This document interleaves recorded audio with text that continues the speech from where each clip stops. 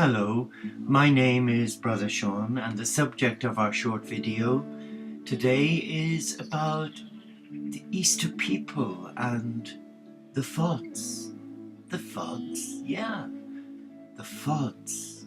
But first, let us just look at the meaning of the words behind the Easter people. Who are these Easter people? What do they look like? What do they do? Are they from the planet Pleiades, Andromeda? No, they are earthlings, you and me. The Easter people are a people who live an ordinary life, but whose hearts are influenced by the Beatitudes. The Beatitudes?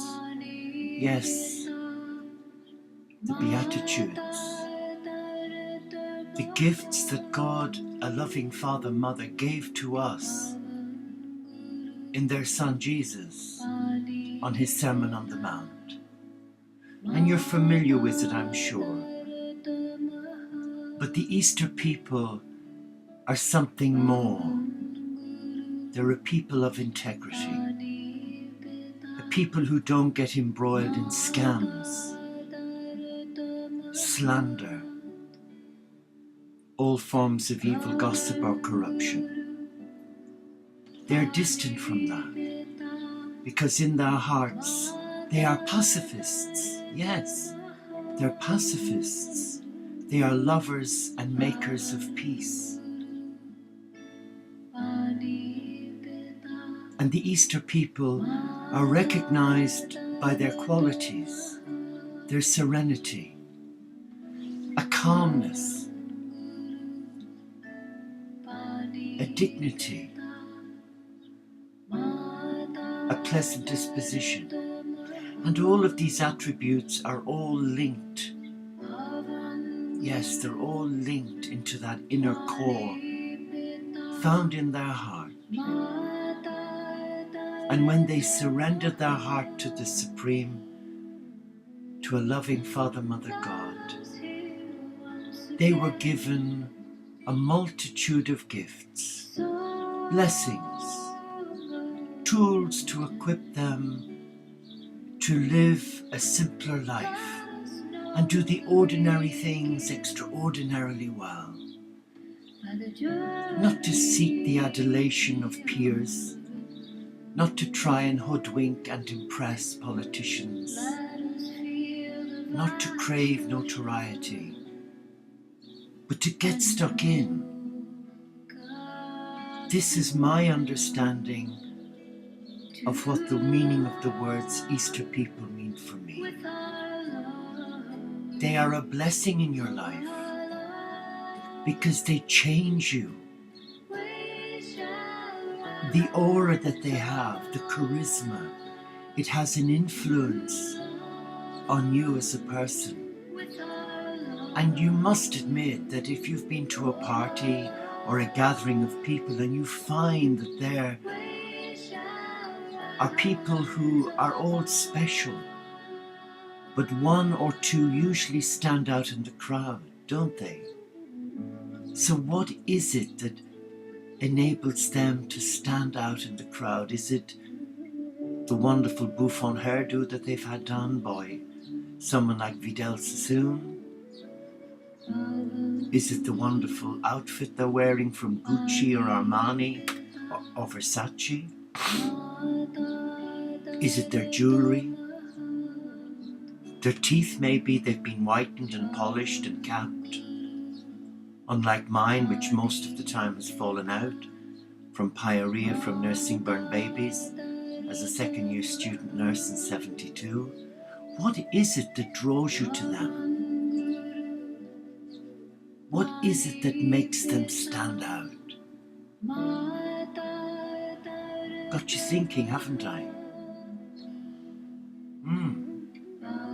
Well, for me, there's one man in history.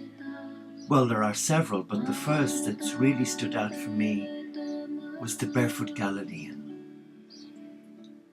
A simple, ordinary Jewish man uneducated to the standards of most academics today, but he was brought up by a carpenter and he could put his hand to anything. But because he was the Son of God, he came into his life with a wonderful gift of being able to nurture that direct line, call it his BlackBerry, to God. He had his apps, as they say today.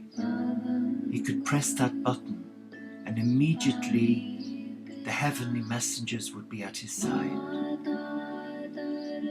So Jesus, for me, is the one who initiated the Easter people. He left us a legacy about love, about peace, about integrity and togetherness and family. He showed us an alternative route, a route to inner peace.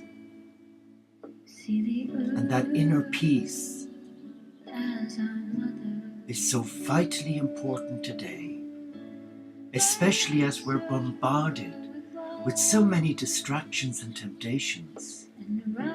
And the moment you surrender your heart to that peace, immediately you attract a negative energy that seeks to destroy that peace. Because that peace in your life is a threat. And it's an annoyance to those who come in contact with you, because it's a reminder to them that that's how they should be. But rather than admit that, in their arrogance and pride, they lash out and they try to destroy you or discredit you. So the Easter people are a people set apart to give praise and glory to a loving God, not necessarily monks or nuns or holy men and women, but to ordinary people. We are all called to be a part of the Easter people family and to share that love, to share and break bread and love one another. People say, oh, but that's impossible. It's not. It is possible. It is possible. With God, everything is possible. Don't believe the adverts. Believe in your heart. And what's this about the FODs? Is this a new gang, a new street kid on the block? Well, yes, it is. It's a group of people who are the Easter people, who've been given an important job to do. And the job they've been commissioned to do by their love of the same teacher is to create a community, the field of dreams. That's what FOD stands for. So it's not a gang in Hell's Kitchen or in Calcutta. It's a living, vibrant family of men and women who come from all walks of life, from all faiths, and who are willing to come together in love, who are willing to come together and share their love of the Supreme and sing the praises given to them from their spiritual teachers, and live in a community that is respectful, that is honorable, that is selfless, and that is committed to one value: embracing the divine in each other. It's a monastic community where we renounce the world and its dramas, and we focus on nurturing the love of the Supreme in each other and in how we live through each day.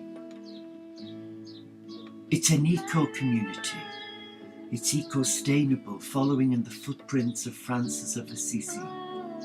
But it is not primarily Christian. It is interspiritual, meaning it embraces all. Like Thésée in France, It embraces all Christian denomination. The Field of Dreams, spearheaded by the Teo community of interspiritual Franciscans, embraces all faiths.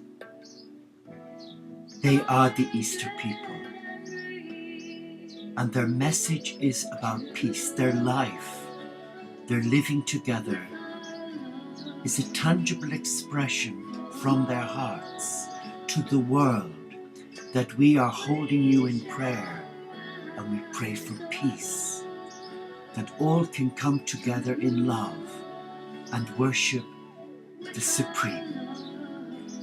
Namaste.